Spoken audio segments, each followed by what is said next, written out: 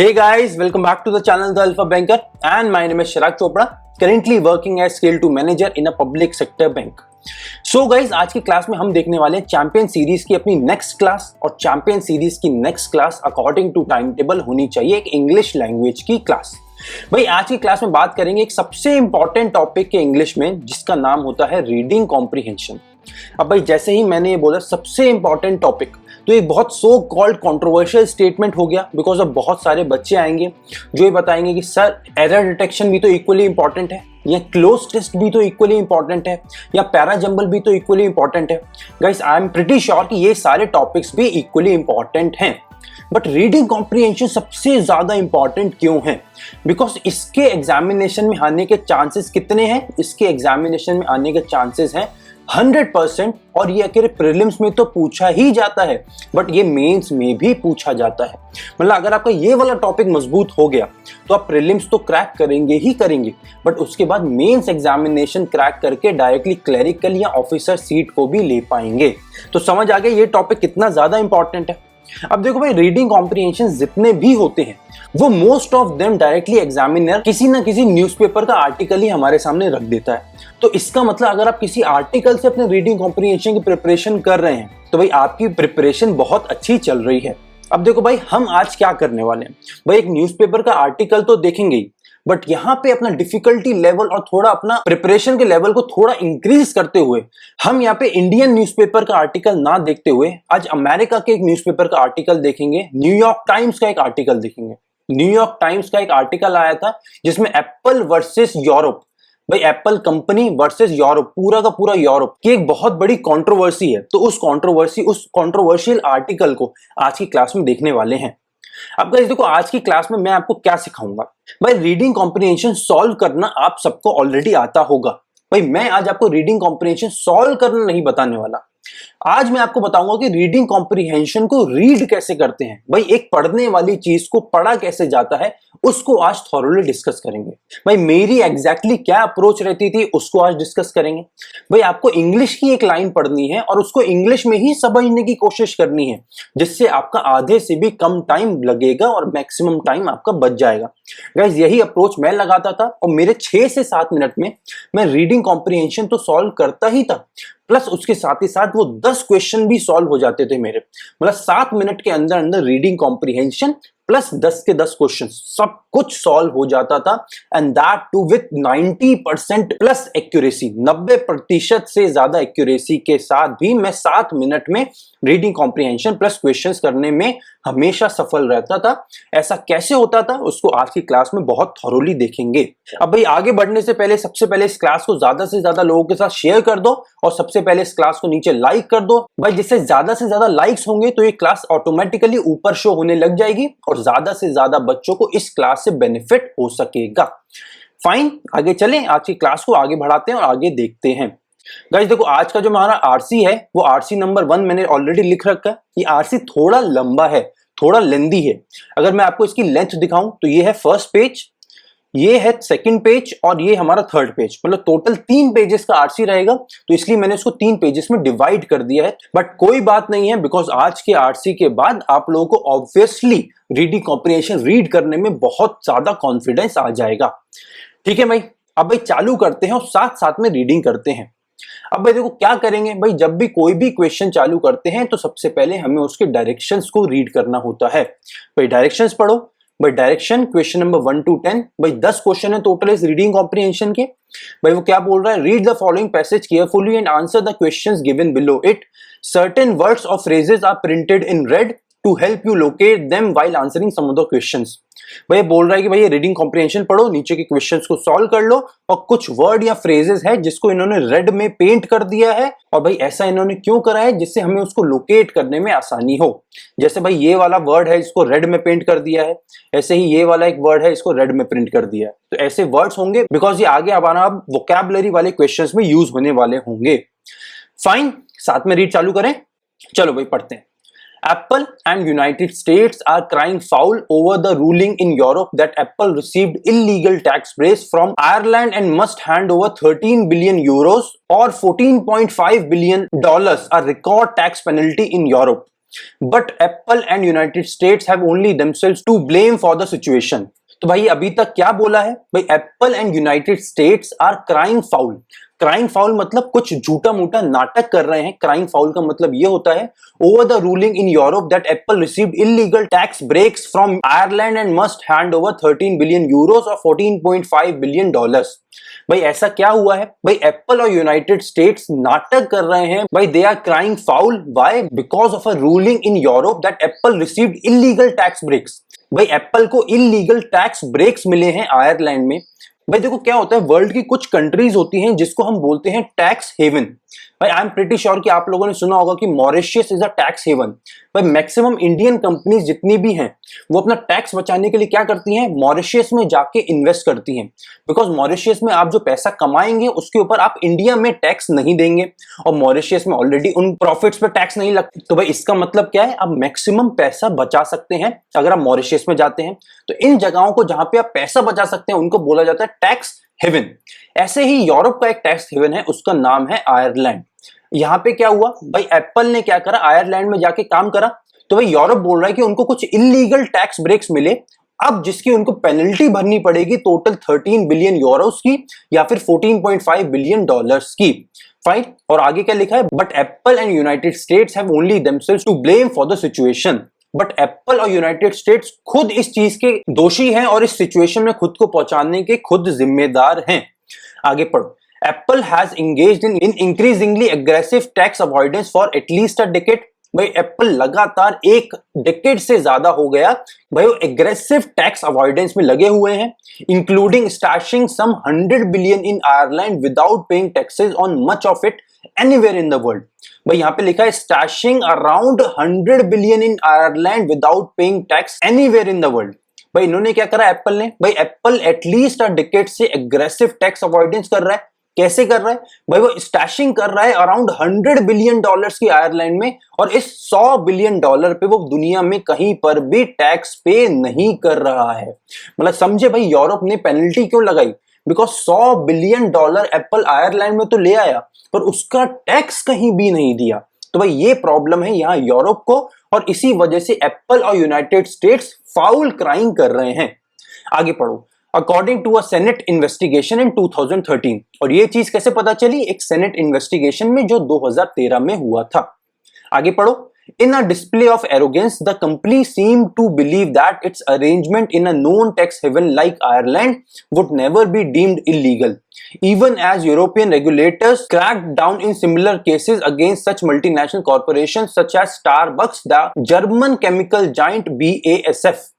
भाई अब ये क्या बोला कि भाई in a display of arrogance दिखाते हुए the company seem to believe that its arrangement in a known tax haven like Ireland would never be seemed illegal. भाई एप्पल ये मानती है कि जो आयरलैंड में उनका अरेंजमेंट है वो इलीगल नहीं है, because Ireland is already a tax haven, और टैक्स हेवन में अगर वो कुछ भी इन्वेस्टमेंट करते हैं तो उस पर वो टैक्स नहीं देंगे, ऐसा एप्पल का मानना है। बट यूरोप क्या बोल रहा है, यूरोपियन रेगुलेटर्स बोल रहे हैं कि भाई ऐसा सेम केस पहले भी हो चुका है जिसमें उन्होंने क्रैक डाउन करा था। किन किन कंपनीज को, स्टारबक्स को जो बहुत बड़ी कंपनी है, और एक और ऐसी कंपनी थी केमिकल जायंट BASF। भाई यूरोपियन रेगुलेटर्स ऑलरेडी इन पे क्रैक डाउन कर चुके हैं। आगे पढ़ो।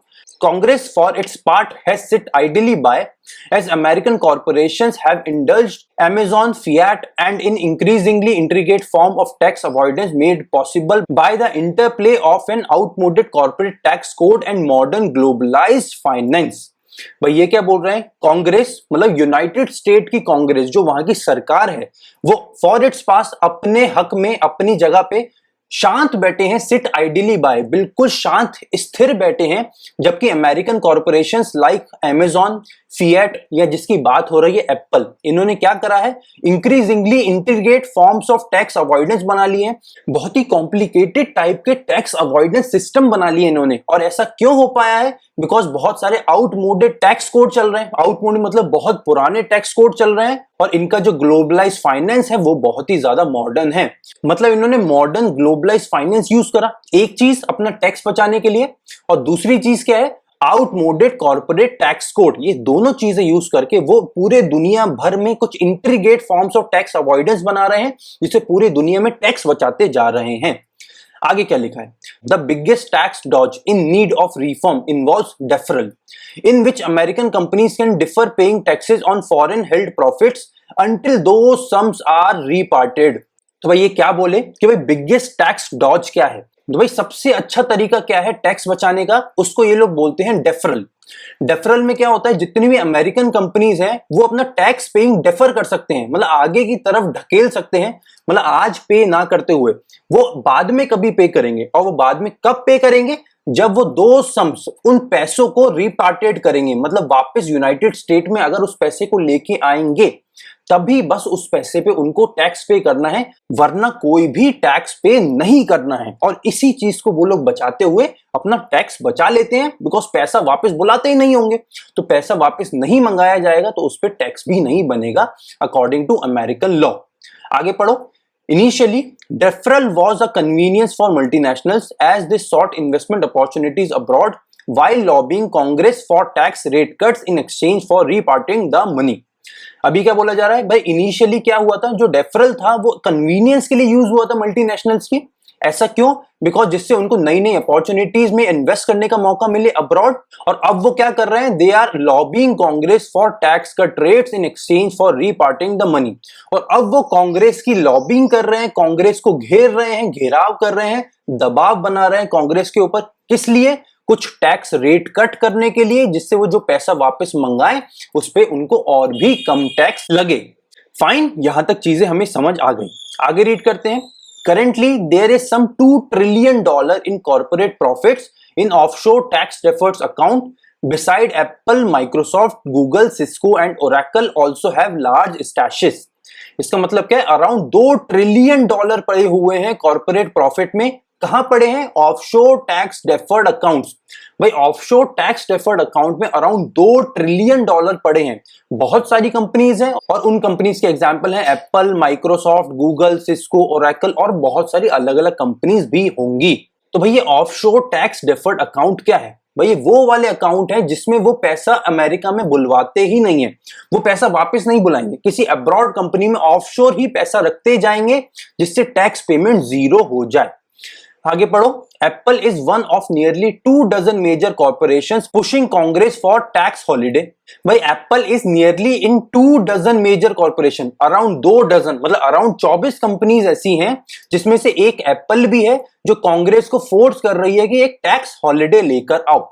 टैक्स हॉलिडे क्या है, आगे लिखा है, which would let companies bring back foreign held money over the course of a year at a discounted rate tax. भाई डिस्काउंटेड टैक्स में वो लोग अपना पैसा वापस लाना चाहते हैं और इसी चीज को ये लोग बोल रहे हैं यहाँ पे tax holiday, rather than the current rate of 35%। भाई अभी करंट रेट चल रहा है 35% और ये लोग चाहते हैं कि इनको एक टैक्स हॉलिडे मिल जाए जिसमें डिस्काउंटेड टैक्स रेट पे अपना पैसा वापस ला सकें। आगे पढ़ो। Before the European ruling on Tuesday, the debate over a tax holiday had pitted Republicans, who have generally favored the idea, against Democrats, who have viewed it as an unjustified reward for tax avoidance. भाई यहाँ क्या बोल रहा है, before the European ruling on Tuesday. भाई European ruling जो Tuesday को हुई थी उससे पहले क्या हो रहा था, एक डिबेट चल रहा था over tax holiday between Republicans and Democrats. भाई यूनाइटेड स्टेट्स में क्या होता है, वहां पे इंडिया की तरह बहुत सारी अलग अलग पॉलिटिकल पार्टीज नहीं होती, वहां मेजर बस 2 ही पॉलिटिकल पार्टीज हैं, एक का नाम है रिपब्लिकन और एक का नाम है डेमोक्रेट। अब भाई आप जरूर मुझे एक कमेंट सेक्शन में एक बात बताओ कि भाई क्या डोनाल्ड ट्रंप रिपब्लिकन थे या डोनाल्ड ट्रंप डेमोक्रेट थे, और वहीं अब करंट अमेरिकन प्रेसिडेंट कौन है और वो डेमोक्रेट है या वो रिपब्लिकन है। फाइन, अभी तक चीजें समझ आ रही हैं। अब एक क्वेश्चन भी मिल गया है, इसका एक इंटरेस्टिंग सा आंसर मुझे नीचे कमेंट सेक्शन में बता देना।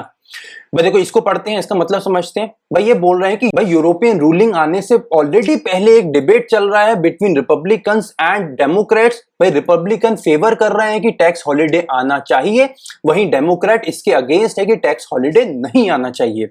फाइन, आगे पढ़ो। ऐसा डेमोक्रेट क्यों बोलते हैं, because who have viewed it as an unjustified reward for tax avoidance. भाई डेमोक्रेट का ये कहना है कि उन लोगों को, उन कंपनीज को अनजस्टिफाइड रिवॉर्ड मिल रहा है फॉर टैक्स अवॉइडेंस, मतलब वो टैक्स अवॉइड कर रहे हैं और टैक्स अवॉइड करने का उनको ये अवार्ड मिल रहा है ऐसा डेमोक्रेट का कहना है और डेमोक्रेट इस वजह से इसके अगेंस्ट हैं। The Democrats have history on their side. भाई डेमोक्रेट्स के पास एक बात है, एक हिस्ट्री है जिससे वो इस बात को प्रूव कर सकते हैं। भाई वो क्या बात है? A tax holiday in 2005 lowered the corporate tax to 5.25%, enticing corporations to repatriate some $300 billion। तो भाई इन्होंने क्या बोला कि भाई एक टैक्स हॉलिडे पहले भी आ चुका है 2005 में। इसमें क्या हुआ था कि भाई उनका जो कॉर्पोरेट रेट है वो कम करते करते 5.25% पे ये लोग ले आए थे। मतलब 35% से कम करते करते 5.25% तक ले आए कॉर्पोरेशंस अपने कॉर्पोरेट टैक्स को। इससे क्या हुआ? एंटाइज हो गए कॉर्पोरेशन और उन्होंने 300 बिलियन रिपार्टेट कर दिए again back to United States. मतलब 300 बिलियन डॉलर्स वो लोग 5.25% पे वापस अमेरिका में ले आए। ठीक है, it was billed as a way to create jobs and increase investment. और ये बोला गया है कि भाई हम कुछ जॉब्स को इंक्रीज करेंगे और इन्वेस्टमेंट बढ़ाएंगे। But the money was use mostly for dividend payments, share buybacks which led to raise executive pay and severance for laid off employees. और हुआ क्या? भाई बोला गया कि भाई जॉब्स बनाई जाएंगी और इन्वेस्टमेंट बढ़ाया जाएगा, बट हुआ ये कि वो सारा का सारा पैसा या तो डिविडेंड देने में चला गया या शेयर बायबैक करने में चला गया। शेयर बायबैक का मतलब जो कंपनी शेयर ऑलरेडी इश्यू कर देती है उनको वापस खरीद लेती है। इससे क्या हुआ? विच टेंड टू रेज एग्जीक्यूटिव पे। उन कंपनीज के एग्जीक्यूटिव की सैलरी बढ़ गई इसके वजह से। और एक और चीज हुई, वो क्या था? इन्होंने बहुत सारे एम्प्लॉयज को लेड ऑफ कर दिया। लेड ऑफ का मतलब बहुत सारे एम्प्लॉयज को बाहर निकाल के फेंक दिया। मतलब जहां बोला जा रहा था कि जॉब्स बढ़ाएंगे, इन्होंने जिन लोगों को ऑलरेडी हायर कर रखा था उनको भी लेड ऑफ कर दिया, उनको भी नौकरी से निकाल दिया। आगे क्या लिखा है? Worse the tax holiday inspired multinational to stash as much money abroad as they possibly could in anticipation of another holiday. और इससे बुरा क्या हुआ? वर्स का मतलब क्या है? इससे भी बुरा। और इससे बुरा क्या हुआ कि भाई टैक्स हॉलिडे की वजह से मल्टीनेशनल इंस्पायर हुए। किस चीज के लिए? To stash money as much as they can in abroad. उनको और ज्यादा मनी अब्रॉड में स्टैश करनी चाहिए। क्यों? इन the anticipation of another holiday. भाई अनदर हॉलिडे के एंटिसिपेशन में वो लोग और ज्यादा पैसा ऑफशोर रखने लग गए। जो हमने यहां बात करी थी ऑफशोर टैक्स डिफर्ड अकाउंट, ये और ज्यादा इंक्रीज हो गए in the anticipation of new tax holiday. Okay, आगे पढ़ो। The European ruling however could sharply alter the terms of congressional debate. भाई यूरोपियन रूलिंग है वो बहुत शार्पली ऑल्टर कर सकती है इस कांग्रेशनल डिबेट को। कैसे? भाई Republican and Democrats alike have always assumed that foreign held profits would one day be repatriate. भाई रिपब्लिकन और डेमोक्रेट दोनों को ये लगता है कि जितने फॉरेन हेल्ड प्रॉफिट हैं उन्हें कभी ना कभी उन बड़ी बड़ी कंपनीज को, चाहे एप्पल हो या गूगल हो, उनको रिपार्टेट करना पड़ेगा। रिपार्टेट करने का मतलब वापस अपने शहर, वापस अपनी कंट्री मतलब यूनाइटेड स्टेट्स में लाना पड़ेगा। The big question was the rate at which they would ultimately B taxed. भाई मुद्दा बस एक है, लड़ाई बस एक है कि भाई किस रेट पे उनको टैक्स करा जाएगा। बिकॉज भाई टैक्स हॉलिडे ना हो तो 35% पे होंगे वो लोग टैक्स, बट अगर टैक्स हॉलिडे आ जाएगा तो 5.25% पे होने लग जाएंगे। तो बस ये एक डिबेट चल रहा है। बाकी उन सबको यही लगता है कि वो पैसा रिपार्टेड कभी ना कभी तो होगा ही होगा। आगे पढ़ो। Similarly the treasury assumes that deferred foreign profits will one day B taxed when it projects future revenues and important measure of Nations fiscal health. ऐसे ही ट्रेजरी को भी ये लगता है कि वो पैसा वापस आ जाएगा और इसी वजह से वो अपने फ्यूचर प्रोजेक्ट्स में, फ्यूचर रेवेन्यू में उसको ऑलरेडी काउंट करते रहते हैं। And important measure of national fiscal health, मतलब यूएस क्या करता है, ऑलरेडी इन पैसों को अपने फ्यूचर रेवेन्यू में काउंट करता रहता है इस एंटिसिपेशन में कि वो कभी ना कभी तो रिपार्टेड पैसा होगा ही होगा। बहुत बढ़िया। मतलब अमेरिका एक भ्रम में चल रहा है कि भाई उन कंपनीज को तो पैसा वापस लाना ही पड़ेगा चाहे कुछ भी हो जाए। और अब तो बस हमारी इसी बात पे लड़ाई चल रही है कि भाई हम किस रेट पे उसको टैक्स करें। बट कंपनीज की तो मजबूरी है कि पैसा वापस लाना ही पड़ेगा। But the money won't be reparted and taxed under American law if Europeans in course of enforcing their own laws against tax havens get their hands on it first, and that in the nutshell is the reason due to which members of Congress and Treasury officials are not in favor of Apple ruling। अभी तक ये लोग क्या बोले भाई? देखो हो क्या रहा है, अभी तक अमेरिका को ये लग रहा है कि पैसा वापस आएगा, तो अमेरिका ये मान के चल रहा है कि भाई ट्रेजरी में तो पैसा हमारा आएगा ही आएगा। अब टैक्स रेट डिसाइड कर रहे हैं बट पैसा तो आना ही हमारे पास ही है, ऐसा अमेरिका मानता है। बट वर्ल्ड रूलिंग क्या है भाई? रूलिंग ये है कि अगर अमेरिका से पहले यूरोप उसके ऊपर टैक्स लगा देता है तो भाई वो पैसा ना तो अमेरिका में रिपार्टेड होगा और ना ही टैक्स लग पाएगा उसके ऊपर। इसका मतलब अगर अमेरिका से पहला उसके ऊपर यूरोप टैक्स लगा देता है तो वो सारा का सारा पैसा यूरोप का हो जाएगा, अमेरिका को बिल्कुल भी टैक्स नहीं मिलेगा। और इसी वजह से जो कांग्रेस है और जो ट्रेजरी ऑफिशियल्स हैं, they are not in favour of Apple ruling. भाई एप्पल रूलिंग के फेवर में नहीं है, एप्पल रूलिंग के अगेंस्ट है अमेरिकन कांग्रेस और ट्रेजरी ऑफिशियल्स दोनों। आगे पढ़ो। They understand correctly that tax law enforcement in Europe could reduce the sums they expect to collect taxes on someday। भाई उनका ये मानना है कि भाई जिस पैसे वो टैक्स कलेक्ट करना चाहते थे किसी ना किसी दिन, वो बहुत कम हो जाएगा अगर उनसे पहले यूरोप टैक्स लगा देता है तो। भाई अभी तक चीजें समझ आ रही हैं? मैं अपनी तरफ से पूरी कोशिश कर रहा हूं इजी से इजी तरीके से आगे बढ़ने की। आगे पढ़ो। What they don't understand or aren't seeing is that they brought the problem on themselves। ये प्रॉब्लम वो खुद अपने ऊपर लेके आए हैं। The way forward is not to declare a tax war on Europe। आगे टैक्स वॉर यूरोप के ऊपर डिक्लेयर करना एक तरीका नहीं है। ऐसा क्यों? It is for Congress to agree on a way to tax foreign held corporate profit। President Obama put forth a reasonable approach in 2015 when he proposed a mandatory 14% tax on multinationals' current offshore profits, whether they are repatriated or not, and thereafter a new minimum tax rate of 19% on profit moved offshore। भाई ये अभी तक क्या बोले कि भाई America का Europe के ऊपर एक टैक्स वॉर करना बिल्कुल जायज नहीं है। ऐसा क्यों? बिकॉज यहाँ पे अमेरिका की और कांग्रेस की खुद गलती है। तो अब अमेरिका या कांग्रेस को क्या करना चाहिए? उनको एक तरीका बनाना चाहिए, अग्री करना चाहिए एक वे को to tax foreign held corporate profit.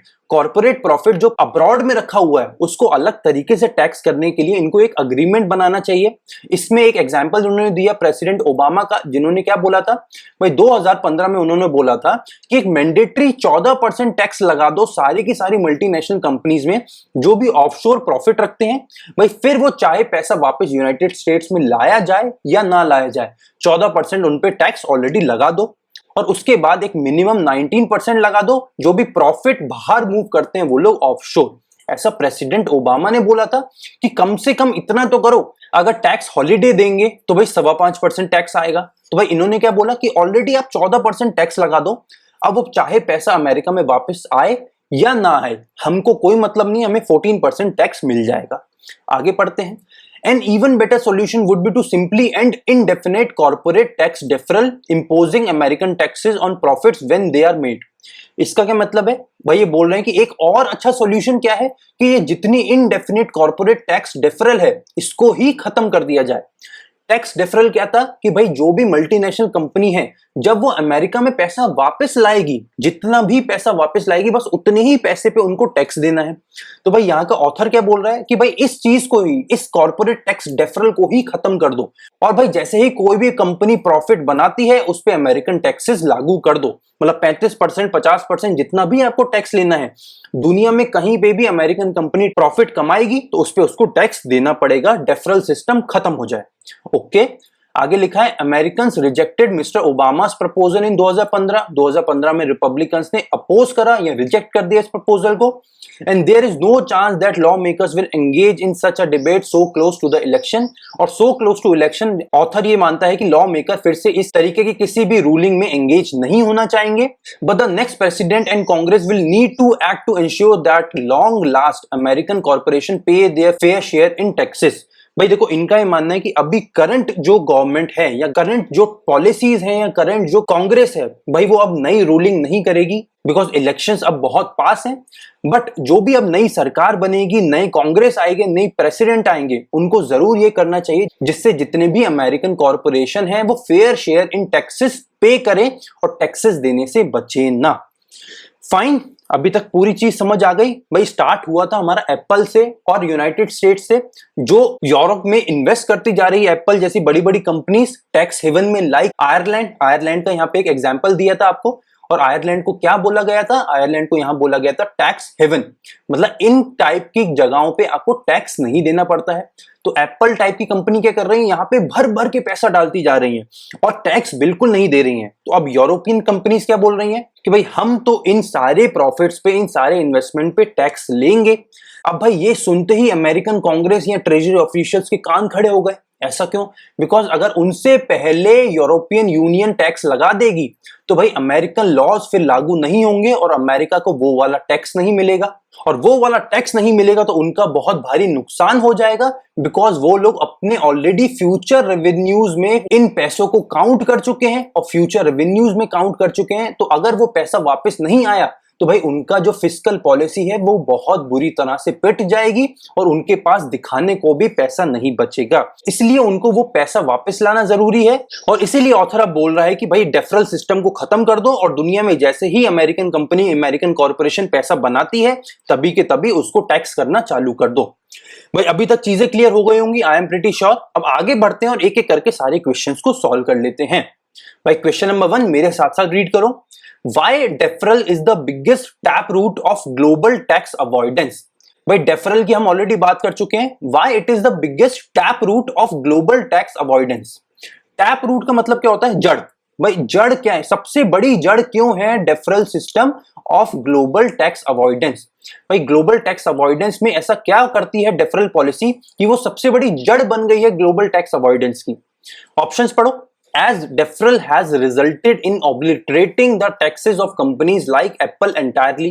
भाई क्या इन कंपनीज के टैक्सेस को कोई नुकसान हुआ है? भाई कंपनीज के टैक्सेस को थोड़ी नुकसान हुआ है, कंट्री के टैक्सेस को नुकसान हुआ है। भाई यहां तो यूनाइटेड स्टेट्स को पैसा नहीं मिल रहा है, यूरोपियन कमीशन को पैसा नहीं मिल रहा है, एप्पल का कोई नुकसान थोड़ी है, एप्पल का तो फायदा हुआ है। तो ऑप्शन ए गलत हो गया। ऑप्शन बी पढ़ो। As deferral allows them to take their business to foreign soil with less paperwork and regulation. भाई इस पूरे पैसेज में क्या कहीं पर भी लेस पेपर वर्क और लेस रेगुलेशन की बात हुई है? भाई अगर बात हुई है तो रीड करेंगे, बात नहीं हुई है तो तभी के तभी इसको कट कर देंगे, और यहां कोई बात नहीं हुई है तो हमने इस पॉइंट को भी कट कर दिया। सेकंड ऑप्शन गलत हो गया। थर्ड ऑप्शन पढ़ो। Since a company or an organization which is already being tax in foreign soil is not tax in America for repatriation purposes. भाई ये बोल रहा है एक कंपनी जो ऑलरेडी टैक्स हो चुकी है फॉरेन सॉइल में वो अब अगेन अमेरिका में टैक्स नहीं होगी। भाई ये बात बोली गई है, बट ये कैसे बोली गई है? ये बोली गई कि अगर यूरोपियन कंपनीज, यूरोपियन कमीशन इसके ऊपर पहले टैक्स लगा देता है तब जाकर अमेरिकन टैक्स लॉज उनके ऊपर लागू नहीं होंगे। बट क्या ये सबसे बड़ा तरीका है डेफरल का? भाई डेफरल थोड़ी हो रहा है यहाँ पे, ये तो बता रहे हैं कि टैक्स पहले यूरोप ने लगा दिया तो अमेरिका टैक्स नहीं लगा पाएगा। फोर्थ ऑप्शन पढ़ो। As American companies are engineering into shift the profit into foreign accounts. भाई देखो ये वाला टॉपिक पढ़ो। डेफरल मतलब क्या होता है? भाई डेफरल मतलब ये होता है कि जितनी भी अमेरिकन कंपनीज हैं वो क्या कर रही हैं, टैक्स हेवन में पैसा भरती जा रही हैं, इन्वेस्टमेंट उसमें डालती जा रही हैं, प्रॉफिट वहीं करती जा रही हैं, बट वो पैसे को वापस नहीं लेके आ रही हैं। इसी चीज को तो डेफरल बोल रहे हैं ना। और जब तक पैसा वापस नहीं आएगा उसके ऊपर टैक्स नहीं लगा पाएगा अमेरिकन लॉ। तो भाई डेफरल क्या हुआ कि पैसा वापस ही मत लाओ, सारा का सारा पैसा टैक्स हेवन में भरते जाओ, फॉरेन ऑफशोर अकाउंट्स में भरते जाओ। और ये बिल्कुल करेक्टली ऑप्शन 4 में बता रहा है कि American companies are engineering to shift the profits into foreign accounts. Foreign accounts में पैसा ये लोग भरते जा रहे हैं दबा दबा के और पैसा वापस नहीं ला रहे हैं। इस वजह से ये लोग डेफरल का यूज कर रहे हैं ग्लोबल टैक्स अवॉइडेंस में। फाइन, मतलब क्वेश्चन नंबर 1 का आंसर क्या हो गया? Option D, as American companies are engineering to shift the profits into foreign accounts. Next question की तरफ बढ़ते हैं। Question number 2, Which of the following is not true about tax holiday in context of the passage? भाई अगर आपको मोटा मोटा याद हो तो टैक्स हॉलिडे क्या था कि भाई जहां 35% टैक्स कंपनीज ना दें, किसी डिस्काउंट रेट पे टैक्स दें, और वो जो 2003 में हुआ था उसमें क्या हुआ था, 5.25% पे इनको टैक्स देना पड़ा था बस। अब पढ़ते हैं options. Option A, tax holiday was demanded by companies on account of creating employment but the money was instead used for their own benefit। भाई ये वाली बात बिल्कुल सही है। भाई क्वेश्चन थोड़ा सा ध्यान से पढ़ो, हमें यहाँ पे फाइंड करना है नॉट ट्रू। जो इस क्वेश्चन में ऑप्शन सही नहीं होगा उसको हमें मार्क करना है। फर्स्ट ऑप्शन बिल्कुल सही है कि भाई उन्होंने पहले ये बोला था कि वो एम्प्लॉयमेंट क्रिएट करेंगे और फिर वो बाद में पैसा खुद की मदद के लिए ही उन्होंने यूज कर लिया, खुद के बेनिफिट में यूज कर लिया। पहला ऑप्शन सही है, मतलब पहला ऑप्शन आंसर नहीं हो सकता। ऑप्शन बी देखो, tax holiday encourage the companies to move the profit to offshore tax deferred account. बिल्कुल सही बात है भाई, वो तो बाहर पैसा जानबूझ के लेके जा रहे हैं ना। ये वाला ऑप्शन भी बिल्कुल सही है, मतलब ऑप्शन बी भी गलत हो गया। ऑप्शन सी पढ़ो, Democrats were against the tax holiday as companies were only able to repatriate 300 billion. भाई डेमोक्रेट्स अगेंस्ट थे। भाई बिल्कुल सही बात है कि Democrats were against the tax holiday.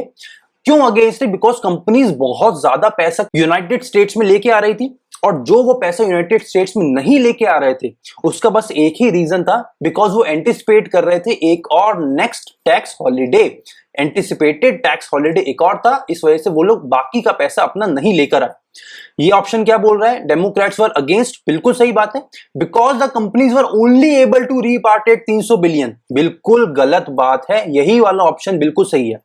भाई डेमोक्रेट्स अगेंस्ट तो थे, बट वो इसलिए अगेंस्ट थे बिकॉज कंपनीज बहुत ज्यादा पैसा वापस लेके आ रही हैं बहुत कम टैक्स रेट पे। जबकि ऑप्शन सी क्या बोल रहा है कि भाई डेमोक्रेट्स इसलिए अगेंस्ट थे बिकॉज कंपनीज बहुत कम, बस 300 बिलियन पैसा ही वापस लेके आ पाई। बिल्कुल गलत है, डेमोक्रेट्स इसलिए अगेंस्ट थे बिकॉज उनके हिसाब से 300 बिलियन बहुत ज्यादा है और वो इस चीज के बिल्कुल अगेंस्ट थे। प्लस सेकंड क्वेश्चन का राइट आंसर क्या हो गया? Option C, Democrats were against because the companies were only able. Only ना लिखा होता ना भाई यहाँ पे, अगर ये वाला वर्ड ओनली ना होता तो ये वाला ऑप्शन भी बिल्कुल सही हो जाता, बट ओनली लिखा है इसलिए ये वाला ऑप्शन गलत हो गया। और यहां का राइट आंसर क्या हो गया? Option C, Democrats were against the tax holiday. Next question की तरफ चलते हैं। Question number 3, why members of Congress and treasury officials are so upset about the Apple ruling? भाई वो इतने अपसेट क्यों हैं? भाई ये तो अब आपको याद हो गया होगा अपसेट क्यों है।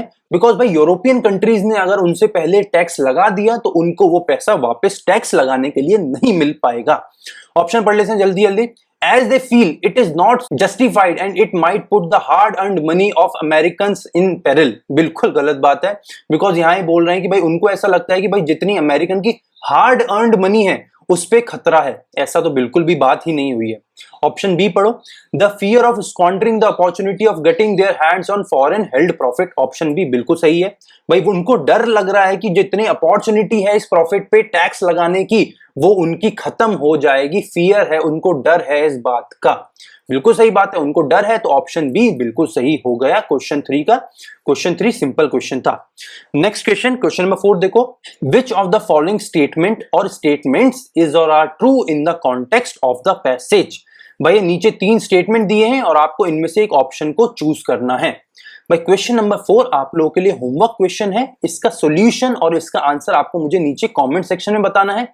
क्या राइट आंसर है और वो राइट आंसर क्यों है, ये दोनों ही चीजें आपको नीचे कमेंट सेक्शन में मुझे बतानी है। गाइस इस क्लास के बाद ना मैं इस पूरी क्लास का पीडीएफ सेशन अपने टेलीग्राम चैनल पर भी अपलोड कर दूंगा, तो अगर कोई भी डाउट रहता है या कोई पॉइंट ऐसा रह गया जो बिल्कुल क्लियर नहीं हो पाया अभी, तो वहां से पीडीएफ डाउनलोड करके 1-2 बार खुद से रीड करोगे तो चीजें और ज्यादा क्लियर होने लग जाएंगी। फाइन, क्वेश्चन नंबर 5 रीड करते हैं। Why Apple and United States should be blamed for the situation? भाई एप्पल और यूनाइटेड स्टेट खुद ब्लेम करने के हकदार क्यों है इस सिचुएशन के लिए? ऑप्शन पढ़ो, as Apple was not made aware. भाई देखो आगे पढ़ने की जरूरत ही नहीं है, ये बोल रहा है कि एप्पल को अवेयर नहीं करा गया किसी भी चीज के लिए। भाई ऐसा बिल्कुल नहीं है कि एप्पल अवेयर नहीं था, एप्पल अवेयर था, तभी तो उस टैक्स हेवन में जाके इन्वेस्ट कर रहा था पैसा अपना टैक्स बचाने के लिए। ऑप्शन बी पढ़ो, as Apple and Congress neglected all the warnings by European authorities. भाई ये सही हो सकता है, छोटा सा टिक यहां मार लेते हैं। ऑप्शन सी पढ़ो, for not complying with the rules and regulation of tax system in European countries. ऐसा तो नहीं है भाई, टैक्स सिस्टम ही कुछ नहीं है तभी तो वो टैक्स हेवन है। और आगे पढ़ो option D, as situation is a result of arrogance of Apple and inactiveness of Congress to take appropriate measures. ये अभी तक बिल्कुल सही बैठ रहा है कि एप्पल की एरोगेंस थी और कांग्रेस की इनएक्टिविटी थी यहाँ पे, जिसकी वजह से यूरोपियन कमीशन उसको पैसा लगाना चाहता है, उसके बाद टैक्स करना चाहता है, और इस सिचुएशन के लिए वो लोग खुद जिम्मेदार हैं। और ऑप्शन ई पढ़ो, for not sorting out difference between them on tax cut and tax holiday before the European ruling. ये भी गलत है। 2 ऑप्शन बचे, option B and option D. Option B हमें बोल रहा है कि उन्होंने निग्लेक्ट करी थी वार्निंग्स, बट इस पूरे के पूरे पैराग्राफ में कहीं पे भी वार्निंग की बात हुई थी? भाई यूरोपियन यूनियन ने, कोई भी यूरोपियन अथॉरिटी ने हमको वार्निंग ही नहीं बताई। भाई पूरे सिस्टम में, पूरे पैसेज में वार्निंग की बात नहीं हुई है, तो ऑप्शन बी भी गलत हो गया। एक ही ऑप्शन बचा हमारे पास, ऑप्शन डी, और वही बिल्कुल सही आंसर है कि भाई यहाँ पे एप्पल ने अपनी एरोगेंस दिखाई और कांग्रेस ने अपनी इनएक्टिविटी दिखाई, इस वजह से वो लोग इस सिचुएशन में फंस गए हैं। अगर कांग्रेस चाहती तो 2015 में ओबामा का जो वो प्रपोजल था उसको मानकर भाई 14% लगा सकते थे, पर उनकी इनएक्टिविटी की वजह से वो लोग खुद इस सिचुएशन में फंसे हैं। Option D is the right answer. Next question की तरफ चलते हैं। क्वेश्चन नंबर 6 मेरे साथ साथ रीड करो। What according to the author is the best possible step that must be taken by Congress to approach this situation. भाई author ने क्या बोला था? भाई लास्ट पैसेज में ऑथर ने एक बात बोली थी, देखो यहां रीड करते हैं। लास्ट पैसेज की लास्ट लाइन ही थी शायद। इवन बेटर सॉल्यूशन ऑथर की तरफ से क्या है? To end this infinite corporate tax deferral. इस टैक्स डेफरल को खत्म कर दो, इनडेफिनाइट कॉर्पोरेट टैक्स डेफरल को खत्म कर दो और अमेरिकन टैक्स लगाने चालू कर दो जैसे ही प्रॉफिट बनता है। ऐसा ऑथर ने रिफर करा है, ऐसा ऑथर ने सजेस्ट करा है। Option A, the money that is tax should be tax at a much higher rate कोई बात नहीं हुई है। Option B, Congress must put an end to deferral to avoid situation in the future. बिल्कुल easy answer है, easy option है, option B बिल्कुल सही है। यही ऑथर ने बोला है कि इनडेफिनाइट कॉर्पोरेट टैक्स डेफरल को बिल्कुल तरीके से खत्म कर देना चाहिए जिससे उन्हें फ्यूचर में इस टाइप की सिचुएशन में फिर से ना फंसना पड़े। क्वेश्चन नंबर 6 का राइट आंसर क्या है? ऑप्शन बी, कांग्रेस को इस डेफरल सिस्टम को एंड कर देना चाहिए। फाइन, यहां तक क्वेश्चन हो गए। भाई अब आखिरी के 4 क्वेश्चन बचे हैं, वो चारों के चारों क्वेश्चन हैं हमारे वोकैब के question, vocabulary based question. Question number 7 read करते हैं। हमें यहाँ पे क्या चूज करना है? Direction question number 7, 8। Choose the word or group of word which is most similar. Most similar मतलब हमको यहाँ पे सिनोनिम चूज करने हैं। अब भाई सिनोनिम से मुझे याद आया कि भाई हम लगातार अपने जो यूट्यूब चैनल है ना उस पे सिनोनिम या एंटोनिम के क्वेश्चन डालता रहता हूं मैं। तो अगर आप वो सिनोनिम के एंटोनिम के क्वेश्चन सॉल्व नहीं करते हैं ना तो उनको सॉल्व कर लिया करो, बिकॉज काफी वोकैबुलरी आपकी उससे भी क्वेश्चन की स्ट्रांग होती रहेगी और नए नए वोकैब के वर्ड भी उससे सीखते रहोगे उन सिनोनिम एंटोनिम वाले क्वेश्चन को सॉल्व करते करते। फाइन भाई, यहाँ 7 और 8 नंबर के क्वेश्चन में हमें मोस्ट सिमिलर मतलब सिनोनिम को पकड़ना है, सिनोनिम चूज करना है। क्वेश्चन क्या है? Question 7, stashing. यहाँ पे हमें स्टैशिंग का सिनोनिम ढूंढना है। ऑप्शन है गार्नर, कर्टेलमेंट, एक्सटिंजेंसी, पॉसिटी, स्टॉन्चिनेस। फाइन, स्टैशिंग का मतलब क्या होता है? स्टैशिंग का मतलब होता है किसी चीज में ठूसना, किसी चीज को बढ़ाना, बड़ा कर देना। और बड़ा करने का यहाँ पे बस एक ही ऑप्शन है, ऑप्शन ए। भाई मुझे पढ़ना नहीं पड़ेगा बिकॉज यहाँ पे बहुत इजी वोकैबुलरी का क्वेश्चन है। स्टैशिंग मतलब होता है किसी चीज में लगाना, किसी चीज में भर देना। और गार्नर का मतलब यही होता है इकट्ठा करना। तो मतलब क्वेश्चन नंबर 7 का राइट आंसर क्या हो गया? Option A, Garner. Question number 8 पढ़ो, एंटाइसिंग। एंटाइसिंग का मतलब क्या होता है? किसी चीज को लालच देना, लालच देके अपने पास बुलाना। तो भाई क्वेश्चन नंबर 8 का राइट आंसर क्या होगा? भाई नीचे 5 ऑप्शन है, राइट आंसर चूज करो। ये वाला क्वेश्चन भी आप लोगों के लिए होमवर्क क्वेश्चन है और नीचे मुझे कमेंट सेक्शन में बताओ। वैसे देखो मैं बहुत इजी क्वेश्चन आप लोगों को होमवर्क देता हूं जिससे आपको क्वेश्चन करने की समझ भी आए, और मुश्किल क्वेश्चन इसलिए नहीं देता बिकॉज आप क्वेश्चन से कहीं डर ना जाओ। क्वेश्चन 8 बहुत इजी क्वेश्चन है, आपको एंटाइसिंग का सिनोनिम ढूंढना है भाई नीचे और मुझे कमेंट सेक्शन में बताना है। क्वेश्चन नंबर 9 और 10 आज के आखिरी 2 क्वेश्चन। भाई ये क्वेश्चन क्या बोल रहे हैं? विच of the following is most opposite, मतलब हमको यहाँ पे ढूंढना है इनका एंटोनिम। 2 वर्ड्स हमें दिए हैं, रिपार्टेट और वर्ड्स।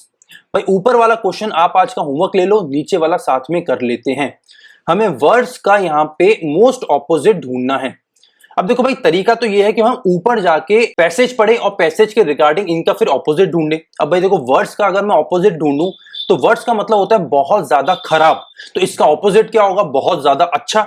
ऑप्शन में ढूंढो बहुत ज्यादा अच्छा क्या है? अमेचुरिश, अमेचुरिश मतलब बचकानी हरकत, गलत हो गया। शॉडी, शॉडी मतलब बहुत खराब, ऑप्शन गलत हो गया। रॉटन मतलब बिल्कुल खराब स्थिति में, ये भी गलत हो गया। और बी विल्डर्ड का मतलब होता है कंफ्यूजिंग, ये भी गलत हो गया। ऑप्शन ई आखिरी क्या बचा? वंडरफुल, और वंडरफुल का मतलब होता है बहुत ही बेहतरीन, और ये वर्ड्स का बिल्कुल ऑपोजिट है। Opposite antonym of words is wonderful. Fine भाई, यहाँ पे हमारे 10 के 10 क्वेश्चन हो गए हैं। हमारा यहाँ पे रीडिंग कॉम्प्रीहेंशन कंप्लीट हो गया, प्लस उसके 10 क्वेश्चन हमने कर लिए जल्दी से, फटाक फटाक, बहुत तेजी से, स्पीड में। Guys I am pretty sure कि आप लोगों को आज की क्लास बहुत पसंद आई होगी। अगर पसंद आई है then do like and share the class, और ज्यादा से ज्यादा लोगों के साथ शेयर करना बिल्कुल ना भूलो, बिकॉज अब आप लोगों के वर्ड ऑफ माउथ पब्लिसिटी से ही द अल्फा बैंकर और बड़ा बन पाएगा और ज्यादा बच्चों तक द अल्फा बैंकर की रीच पहुंच सकती है। ठीक है गाइस, ज्यादा से ज्यादा शेयर करना बिल्कुल ना भूलें। अगर चैनल पे नए हैं तो चैनल को सब्सक्राइब भी कर लें, बिकॉज आगे भी बहुत सारे चैंपियन सीरीज में हम क्लासेस डालने वाले हैं, और वो सारे के सारे क्लासेस आप लोगों के लिए एग्जाम पॉइंट ऑफ व्यू से बहुत ज्यादा इंपॉर्टेंट रहने वाले हैं। ठीक है guys, see you in the next session. मजा आया होगा आज की क्लास में, आई एम प्रीटी श्योर। मजा आया तो धड़ल्ले से इसको शेयर कर दो। अगली क्लास में मिलते हैं। See you then, take care, signing off. My name is Chirag Chopra.